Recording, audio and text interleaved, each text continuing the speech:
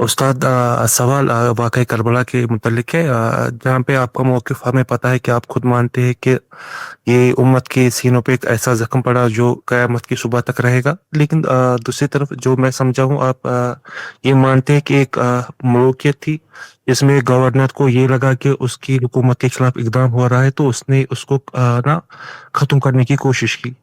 लेकिन वहाँ पे जो औरतों का कत्ल हुआ, जो बच्चों का कत्ल हुआ, ये क्या सिर्फ़ ऐसा तो नहीं लग रहा है कि एक खतरे को ख़त्म किया जा रहा है, जो कि कुछ राय ये कहते हैं कि ये जो ख़ानदानी नबूवत था, उसको ख़त्म किया जा रहा है, तो उसके मुताबिक आपकी क्या राय है? मैं तो बड़ी वज़ाहत से अपना मौक़िफ़ बारहा बयान कर चुका हूँ कि जो हुकूमत का इक़दाम है वो हुदूद से मुतजाविज़ हुआ।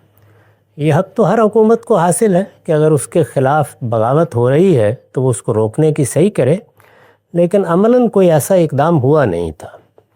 सैयदना हुसैन मक्के से चल पड़े थे, उनके ख़ानदान के लोग उनके साथ थे।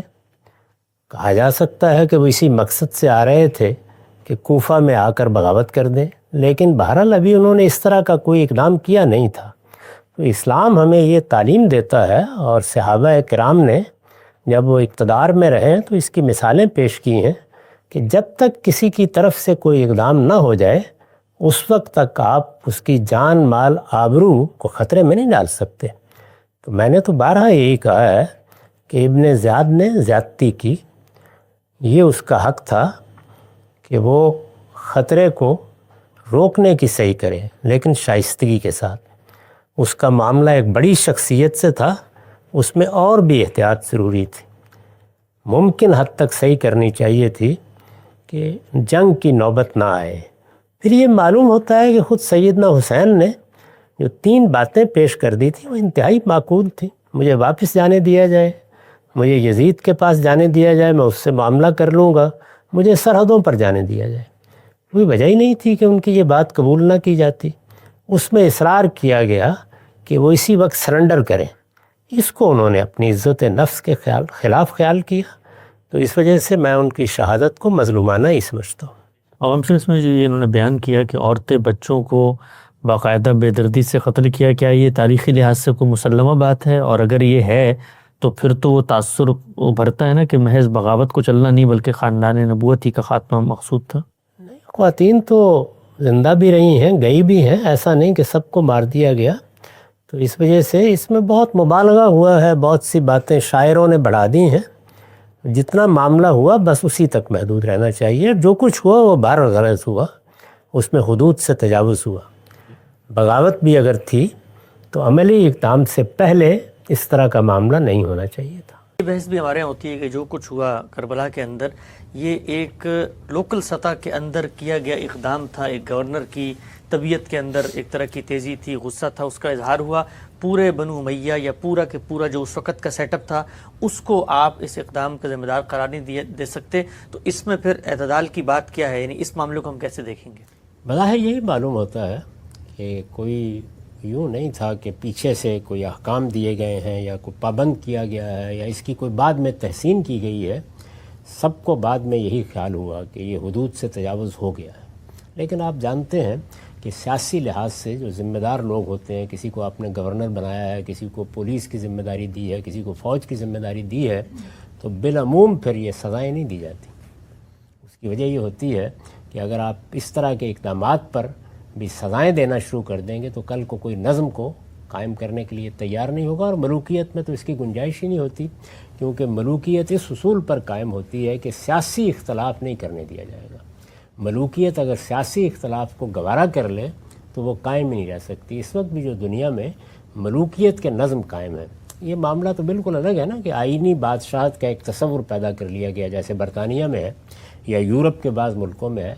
लेकिन मलूकियत बादशाहत अपनी असल हैसियत में जैसे वो सऊदी अरब में है, वहाँ इसकी गुंजाइश नहीं होती कि कोई आदमी बादशाह के इक़दामात पर इस तरह की तनकीद करे जिस पर ख़ुद बादशाहत को ख़तरा लायक हो जाए या कोई इक़दाम करे।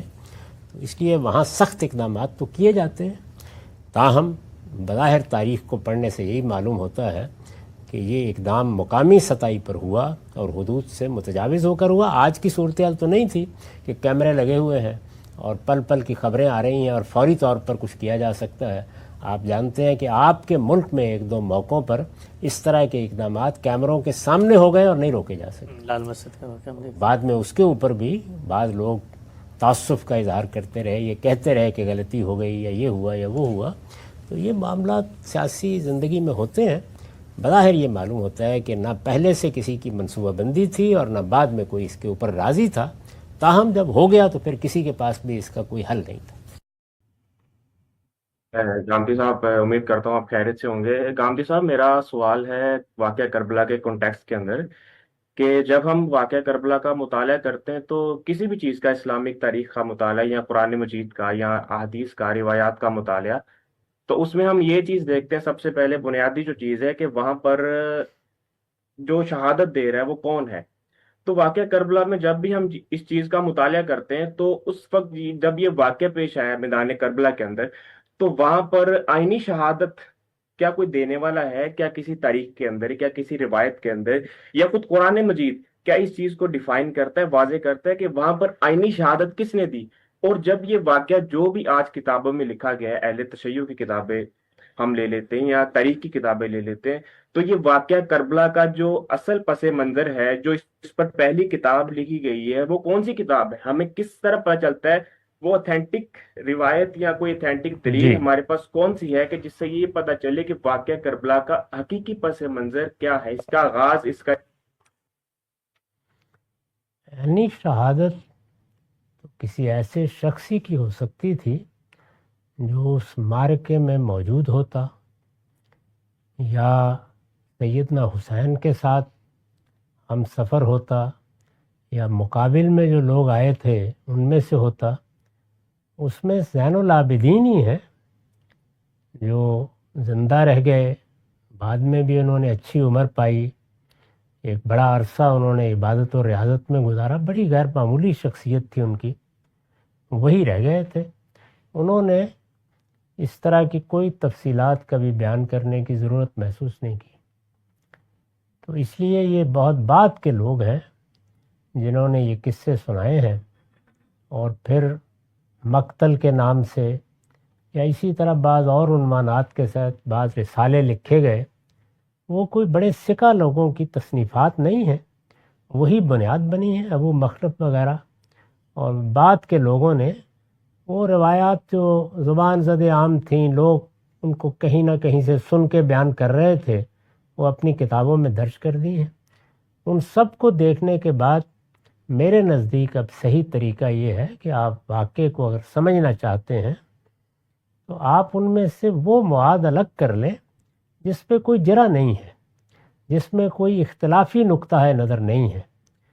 میں نے جب بھی یہ صحیح کی ہے, بالعموم تاریخی واقعات میں بڑی غیر معمولی اور بڑی حد تک معقول تصویر سامنے آ جاتی ہے.